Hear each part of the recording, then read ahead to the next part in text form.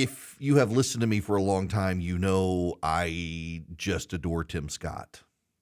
I really genuinely like Tim Scott. There's no caveats at all in there. I like Tim Scott. He is a profoundly good person. He's not going to be president of the United States, however, and I think it's probably time for Tim Scott to give it up. And I hate to say that because, so I really like Tim Scott. It's like, I don't want to make him mad, but I also have an obligation to you, my audience, to tell you what I think. And he may disagree with me, but I think it's probably time for him to give it up. Michael Warren is writing in the Dispatch, GOP senators love the South Carolinian, but increasingly don't see how his campaign gets off the ground. In this week's Iowa poll, for example, his net favorability rating among likely caucus goers was 38%, better than Donald Trump's, better than Nikki Haley's, better than Vivek Ramaswamy's.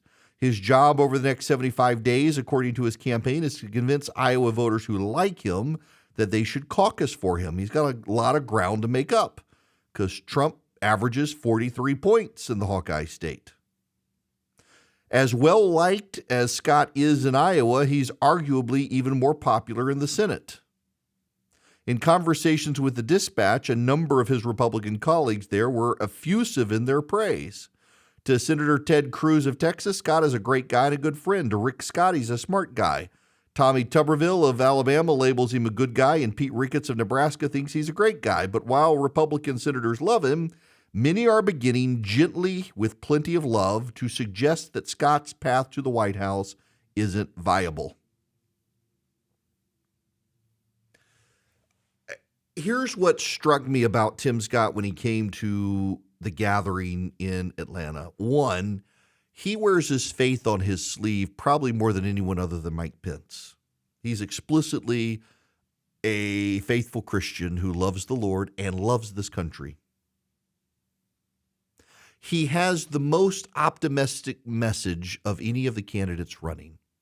And his message is that don't tell me America isn't great or good when the descendant of slaves from South Carolina can rise to the U.S. Senate and run for president. This country has its flaws and had its sins and has other sins, but it's not a racist nation. It's a good nation of great people. That is a heck of a message.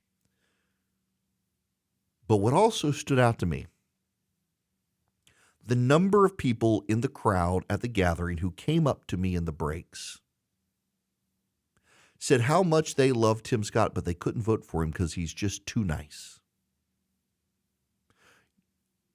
Some of them viewed him, for lack of a better word, as too precious to run for president. That this guy is too much of an optimist and good, and we don't want him jaded in a presidential run. We want to protect him. Others just thought we need someone who can slit throats, and he's not that man at this moment. But in all of them, it was he's too nice. He's too nice. And that's kind of a damning indictment on American political culture that you have a guy that you think is, oh, he's too nice to run for president. I thought that's the guy you wanted to run for president. That should be the guy you want. You want a nice guy who loves Jesus to run for president. That's what you all say you want. And then you encounter Tim Scott, you're like, I might be too nice. He's not going to be able to stick it to him. He's got the Mitt Romney problem.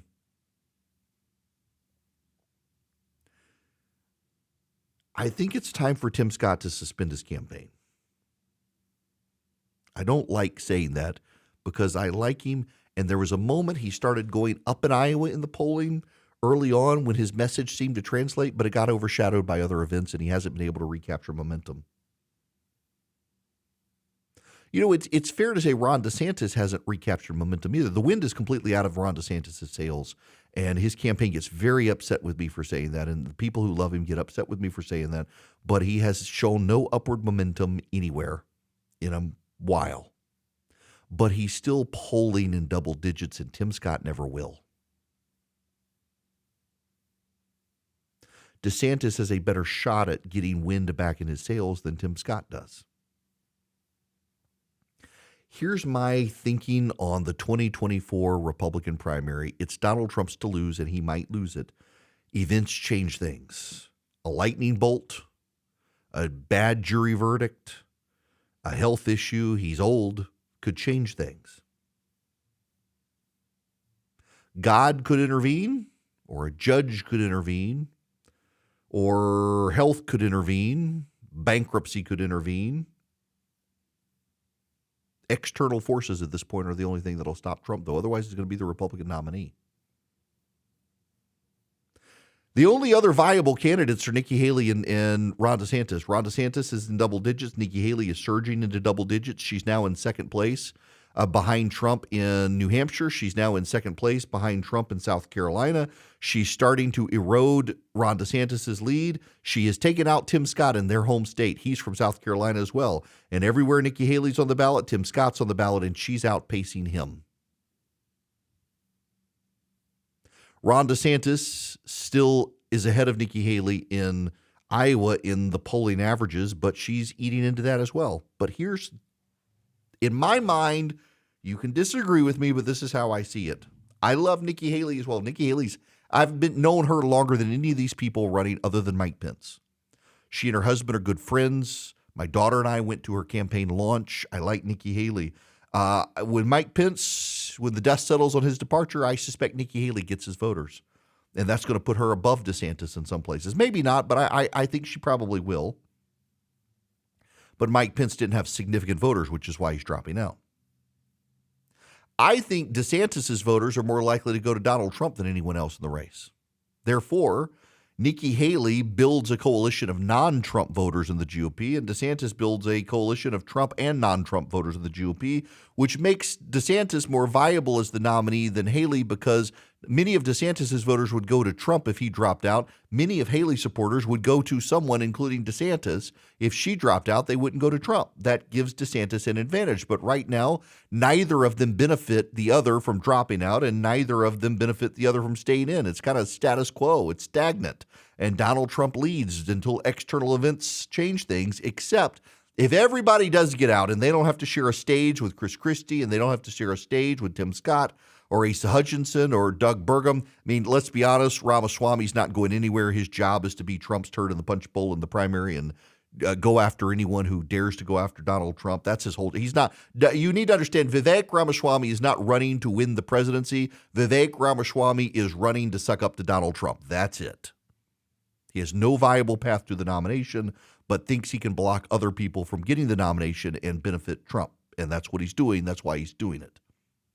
Vivek shouldn't be on the debate stage, but he's polling high enough because of naive people that he is. So that'll leave a debate stage with him and Haley and DeSantis. Trump won't show up, and that's a debate worth having. Watching Ron DeSantis and Nikki Haley eviscerate Vivek Ramaswamy would be must-see TV. Watching them go after each other, not so much. You take out Ramaswamy, who, by the way, the funniest part of all the polling is that Ramaswamy's negatives have gone up more than all other candidates combined in like a month. Like 60-some-odd% of the GOP at this point says they would never, ever, ever vote for that guy, which is brilliant. But more than that won't vote for Tim Scott.